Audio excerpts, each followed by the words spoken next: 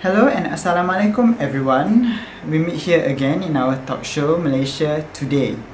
Here we discuss about the programs that have been implemented by the Malaysia's government in order to improve the lives of the people.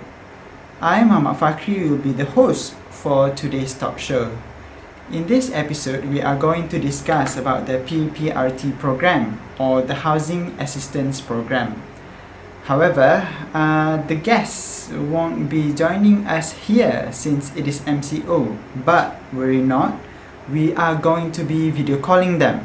So without further ado, let's call Miss Takia for her to explain a bit more about the background of the Pprt program. Hello? Hello? Assalamualaikum. My name is Miss Takia. Thank you for inviting me in this discussion. Today, I want to explain more about the background of Pprt. National Housing of Policy had been implemented since 1970 on the Third Malaysian Plan to eradicate the poverty and restructure the society. Many housing programs had been introduced. One of them is Perumahan Awam Kos Rendah Bersepadu (PAKRB), Perumahan Awam Kos Rendah (PAKR), and Perumahan Rakyat Satu Malaysia (PRIMA). Housing Assistance Program (PPR), introduced by the government in the 9th Malaysian Plan, is providing comfortable houses with adequate infrastructure and basic amenities in suitable locations. The program continues in RMK 10 and RMK 11. In 2012, it was allocated RM 443 million to build PPR. Next, the PPR coverage areas are rural and those have been decided by the government. The scope of PPR is divided into two categories, which new build and repair or recover. This means for new build is to build new home, construction assistance for homeowners who are homeless or squatters and did not have a stable economy to repair. For repair and recover, it needs to follow three elements, which are maintenance, improvement, and request. The material used are the same or equivalent to the new build. It has rules and regulations to apply this PPR, but it is more focused on lower income, all citizens, single mother, and disability people. Yes. Okay, so thank you, Ms. Takia, for the explanation regarding the backgrounds of the Pprt program. So now we are going to call our other guest, which is Ms. Natasha, for her to explain more about the SWOT analysis. For your information, under this SWOT analysis, we will be getting information regarding the strength, weakness, opportunities, and the threats of the Pprt program. So without further ado, let's call her. Hello, Miss Natasha. Assalamualaikum, my name is Warahmatullahi Natasha. wabarakatuh. Thanks for calling me to join this discussion. I would like to share on the SWOT analysis. SWOT analysis has been used to analyze some programs, and it is known as a framework which is used by an organization to evaluate and to develop strategic planning. SWOT analysis can be divided into two, which is internal analysis and external analysis. For internal analysis, it focuses more on the strength and the weaknesses of the program, while external analysis are focusing on threats and opportunities. Same goes to the Pprt program. The government needs to analyze first before they should establish this program to the society. They need to think further on the consequences that might happen. So, for the SWOT analysis for this Pprt program, firstly is the strength. The strength is the collaboration from several government departments. The collaboration from various government departments such as Kementerian Perumahan Tempatan, KPT, Kementerian Perumahan Luar Bandar, KPLB, and local government enables the accurate data and estimated value of budget needed to implement the program. Data from the local government of the focus group, which is hardcore, gathered from the e-Kasih program, are able to be analyzed and estimated by the Kementerian Perumahan Luar Bandar, KPT, with much precision. This for sure will lead to a better budget request to the Minister of Finance and it will help in reducing the misuse of government funding. Proceed to the weaknesses of the program. The weaknesses of the program is the different plan construction of house. Private sector that have been chosen by the government will have their own ideas in layout design. The more involvement of private sectors in PPRT construction will contribute to a variety of ideas in layout designation. It will be more difficult to construct a house with different ideas from architect. Thus, it will lead to inconsistency of construction of houses. The opportunity for this PPRT program is development of rural areas. Malaysia has been seen active in developing the rural area for the past years. This can be seen in the establishment of local university in potential areas, especially in Sabah and Sarawak. As we know, the economic status and achievement level of the rural area is lower than the urban area. Hence, the government does not want to isolate any residents in rural area because it was their responsibility for the welfare and well-being of the rural people. They have to put so much effort into ensuring the development of rural areas. For the trait of the PPRT program is high interdependence of foreign workers or in construction project. Most Malaysians are no longer able to conduct jobs that they consider as trades that correspond to the migrant workforce dependency. This is because most Malaysians are too selective when making job decisions and they believe better qualification will give them a better job. Most of them are not interested in working on a rough environment of on-site job which requires more physical energy compared to work in an air-conditioned office. Due to the rising cost of house construction, private companies are also keen in hiring foreign workers to lower their cost of expenses, especially in hiring costs. This hiring of foreign workers will lower financial provision since some of the private companies use an authorized visitor and evade the cost of insurance and employee provident funds (EPF). Thank you. That's all for me on the SWOT analysis.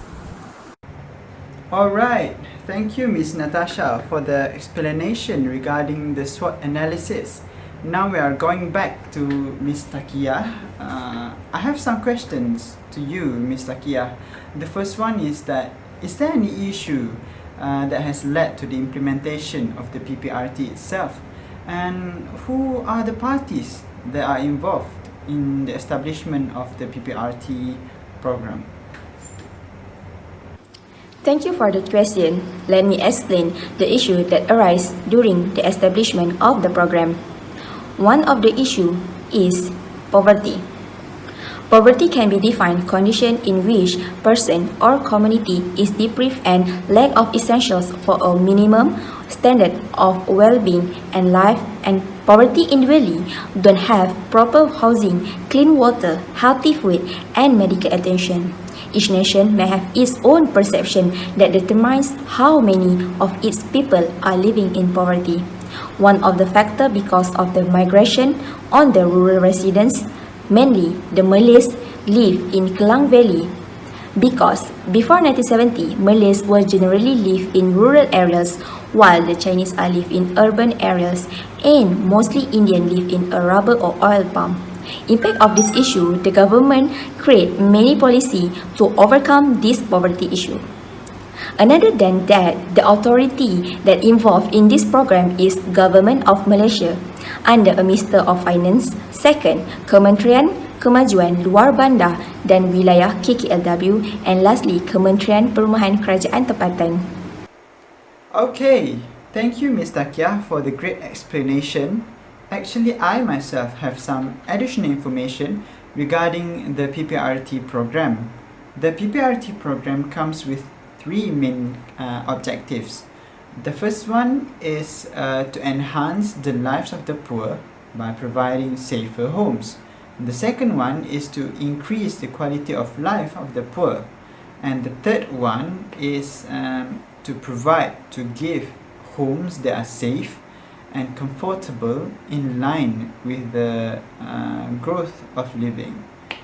In addition, the PPRT program the strategic choice that have been chosen in making PPRT program more effective is by establishing new programs under the PPRT itself.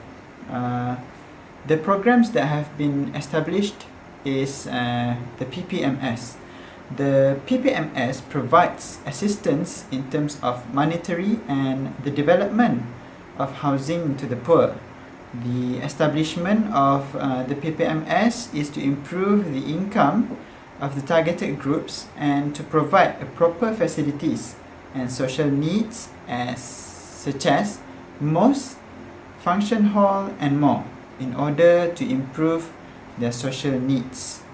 Now, moving on, we are going to call our next guest from Communication Corporate Division from Ministry of Rural Development, Miss Hidayah. So, hello, Miss Hidayah. Hello.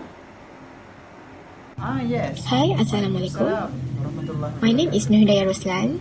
I am one of staff of Communication Corporate Division from Ministry of Rural Development. Okay, I would like to explain a bit about the strategy of government to establish new program, which is Program Penempatan Masyarakat Setempat (PPMS). As the PPRT has caused many houses to be built, the government has created another program where the resident in that area will enjoy basic amenities.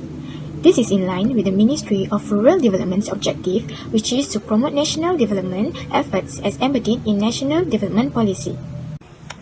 The objective of PPMS is to enable target groups in remote areas to enjoy basic development facilities through the provision of facilities, housing, infrastructure, utilities, and social amenities and access to the mainstream of development.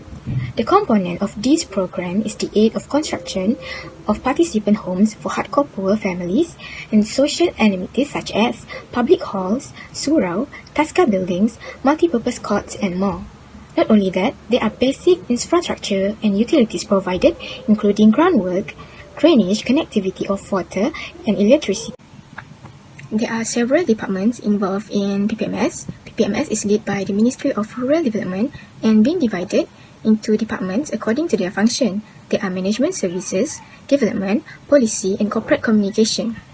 For management services, there are Human Resource Management Service, Finance Division, Procurement Division, and Information Management.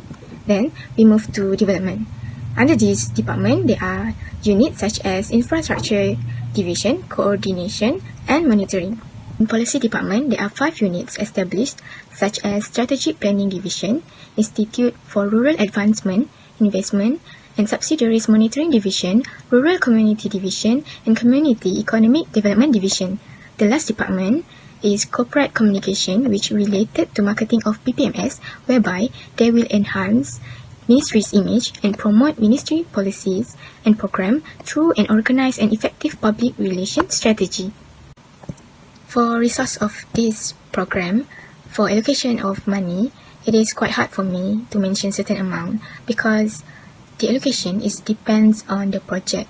So I give an example. In 2013, the Ministry of Rural and Regional Development approved allocation 1 million ringgit for building village road at Bukit Merah, and then they also provide 50,000 ringgit to repair the drainage for orang asli kampung. For technology, the ministry have provide people with the website whereby they can post any information or people can ask any question about PPMS, and they will provide people with enough information about this program. This program is irresponsible resident, whereby the government has provided people with infrastructure but they didn't manage to take care of it. So the solution for this problem is to establish another authority in the village, such as AJK Kampung, to monitor the usage of infrastructure. Thank you, Ms. Hidayah, for explaining further about the program that has been established under the PPRT program PPMS. Now, moving on, we are going to call our last guest, which is the only male guest for our talk show for today, which is Mr. Sahadil. He is going to be explaining about the challenges that have been faced in establishing the PPRT program. Let's call him. Hello. Assalamualaikum warahmatullahi wabarakatuh. Thank you, Pprt, for inviting me in this virtual discussion and meeting. So today I am going to discuss on the risks and challenges that have been faced by the Pprt program. Also, I will give some recommendation based on my opinion to tackle these risks. The first risk is the increased cost in construction the house. This is due to the increased substance price such as cement and steel. Let's take a look into the cement area. In 2015, the consumers are questioned on how the cement price have increased around 40% and 50%. This have portrayed a market monopoly by the cement supplier and the urge of the consumer for the government to tackle on this issue. As we all know, the number of projects that have been successfully done by the government in 2010 to 2016 is nearly 20,000, and in 2018 only we have a total of 10,600 houses regarding on Pprt. So it is natural for the government to search an alternative to lower the cost of this project. However, the rising price of substances cannot be evaded by the government. Hence, the contractor that actually runs on the construction of the house will demand on more money. The determinant of the successful of the program is based on the financial performance of the country. Let's say if the country have a good financial performance for the year, and then in the next year we will have a very sufficient budget to tackle and operate the housing project in the Pprt. So what is our recommendation for this certain issue? For our recommendation, the government should take a look and revise on the Competitive Act in 2010. The Competitive Act in 2010 protect the consumers and small entrepreneurs in the market monopoly. They have prevent the use of fixing price around the supplier, then created a chance for small entrepreneurs and consumers to enjoy suitable and affordable prices. So by doing this, the cost of the project will then be reduced because there is no market monopoly in certain substances and certain market. Well, for the next recommendation, we will recommend the government in using IBS. However, this step have newly introduced in Malaysia in 2019. So the usement of what is IBS actually, right? The IBS is the industrial building system. So we're thinking about a luxurious Lego, right? So let's see, if you want to build a house, we will build it from the spot, and then the process of construction will happen there. But by using IBS, the certain compartments such as walls and the ceiling all have been produced in a factory, and then when they come in the area, they will only combine it to become a nice building. That is the IBS system. The IBS system have been proved to be efficient, time-saving, and cost-saving. This can be seen in the implementation of IBS in 2019 have reduced the cost of Pprt houses to 18%. Alright, let's move to the second risks and challenges of Pprt program. The second risk and challenges in the Pprt program is the dependable of foreign labor. As we all know, after the successful of Pprt program in 1988, the country have undergone a national growth. This have created a certain migration and urbanization in the urban area. So, as for the private sector, the government have given them the lead role in the housing project in Malaysia, as it is also the effect of how the government want to lower their costs in operating expenses of the house. So they give the project to the private sector. How about the private sector? The private sector or the contractors are also looking for a way to reduce their costs. The PPRT program offers a low profit for the contractors, so the contractors will always seek for a lower operating expenses. So how do they cut these operating expenses? Certain contractors have choose to use the foreign worker. Why do they want to use a foreign worker? So as we talked earlier, they want to cut costs. So in what area that they can cut costs? So certain contractor think that if we hire a foreign worker, we can evade the need to pay for their employee provident fund and for their insurance, and only pay them the basic wages. This is how the contractors are more keen on using the foreign worker. So how does this affect the continuity of the project? So in 2014 and 2016, they have numbers of abandoned PPRT project by the contractors. The reason why? Because of bankruptcy, and maybe because unable to find suitable labor. So when this private area want to use the foreign worker and they cannot use one, they choose to abandon the project. Because of what? Because of the low profit that the PPRT programs offer. That is why. So what is our recommendation in tackling the dependable of foreign worker problem? We suggest that the government impose a regulatory and monitor process towards the private area or the contractor, right? By doing so, they will filter up the contractor and choose the only contractor who can surely have the strength and delivery performance to give in this project. So how does this monitoring process and regulatory works? As we all know, the government has the role in housing project in Malaysia have changed from the government to the private sector. However, it does not mean that the government role will end there. The government need to impose a monitoring process and regulatory process for the construction to begin and to operate. So let's say before giving up the tender to the contractors, the requirement for a contractor to get the project must be the availability of the employees on their employee provident fund and insurance, and make sure the contractor pay their laborers efficiently. This can be determined and be cross-referenced and cross-checked with the Department of Labor, right? They all have the data of the worker, of the employee, and also can be cross-checked with the employee provident fund. All in all, the program of PPRT have been a successful approach and program by the government.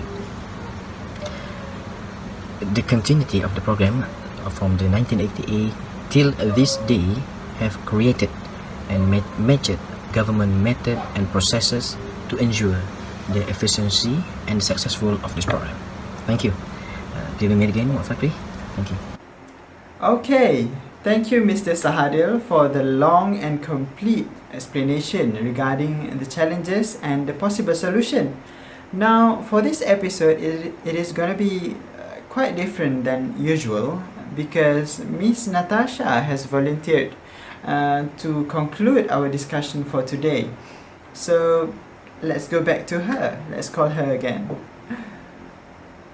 As a conclusion, overall, the overview of this program focuses more on the low-income group to ensure they can have a comfortable place to survive their own life and also could reduce the poverty rate in Malaysia. However, there are some issues or problems faced in this program after being established. Thus, government need to alert on the issue arises to ensure that the program is always on the track. That is the use of SWOT analysis to ensure the program is relevant to establish or not. Other than that, to have an efficient program that gives impact to their life needs to have a clear mission and vision. This is because strategy formulation will lead the upcoming planning before moving to strategy implementation, which just implement the program and who contribute to the program. After a while, strategy evaluation is needed to know the flow after the implementation. whether it is on track or not. This is because strategy evaluation will manage all the risks that happens and keep improving to make this program more efficient and effectively in future. Thank you. Alright, thank you Miss Natasha for helping me concluding our discussion for today. I guess we're at the end of the show. But before that, don't forget hashtag stay safe, hashtag stay home. May we meet again at the same time and same channel. Thank you.